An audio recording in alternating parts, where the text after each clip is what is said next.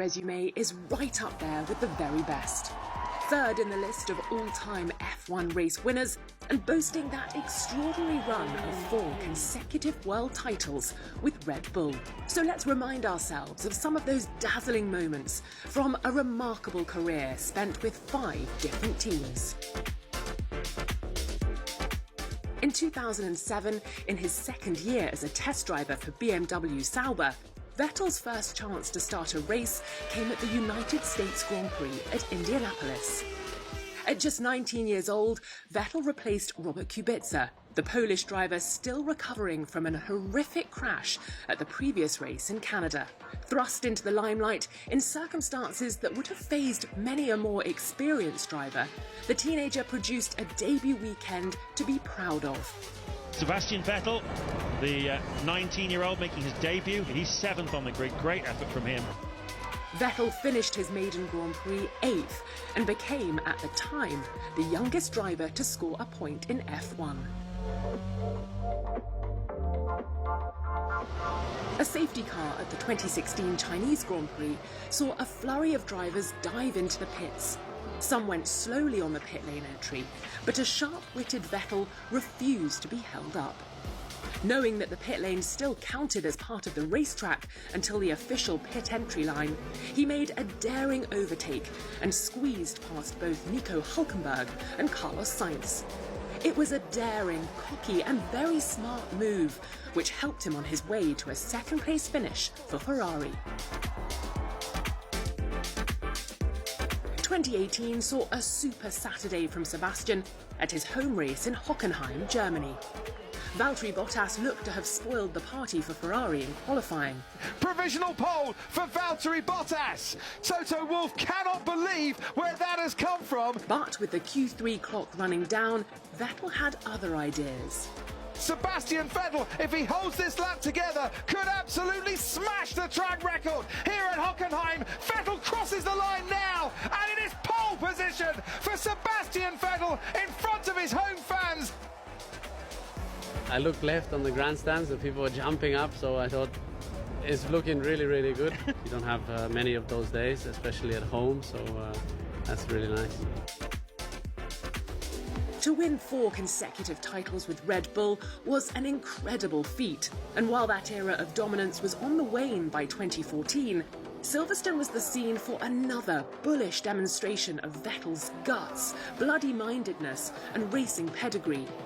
Chasing down a fellow multiple world champion, Fernando Alonso, for 5th place, the German was relentless as they fought a battle for the ages. Oh, and he had to lift.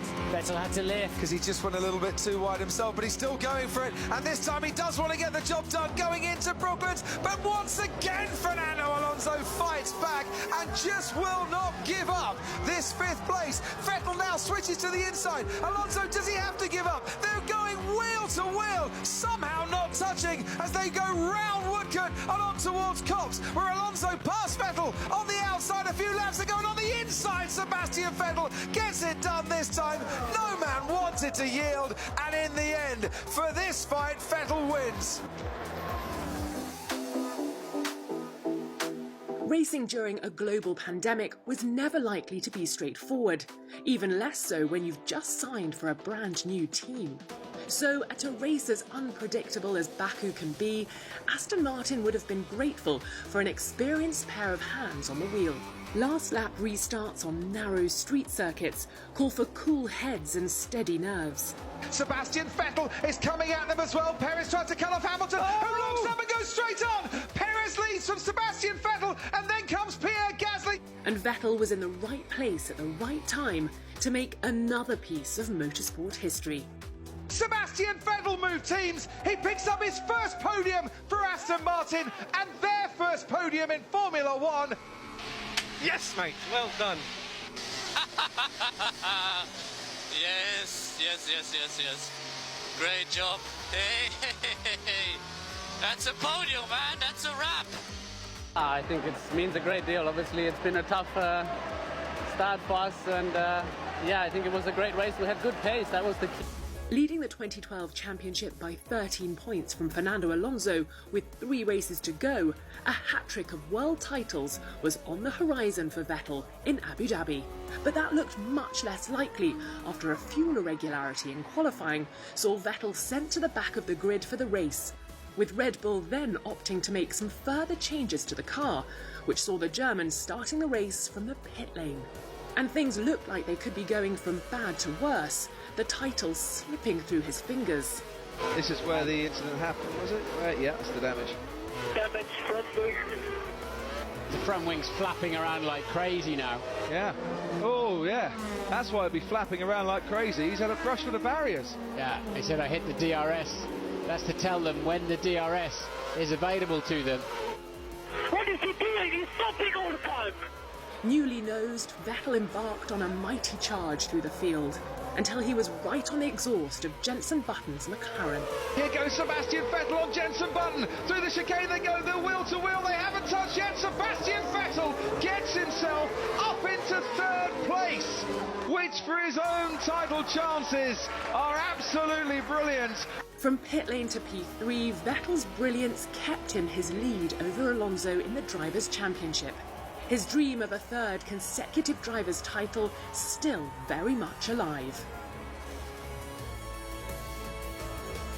Vettel's move to Ferrari for 2015 was always likely to invite comparisons with his hero Michael Schumacher and his 5 world titles for the Scuderia. Could another German bring the glory days back to Maranello? At the second round at Sepang, one of the most physically demanding circuits on the calendar, the early signs were positive.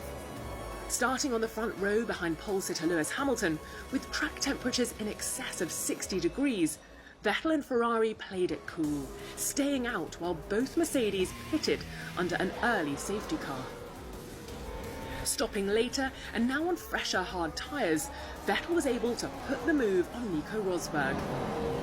Good boy, good boy. And a slick second stop saw Vettel exit still ahead of Rosberg and just behind Hamilton, the Briton on a set of ageing hards.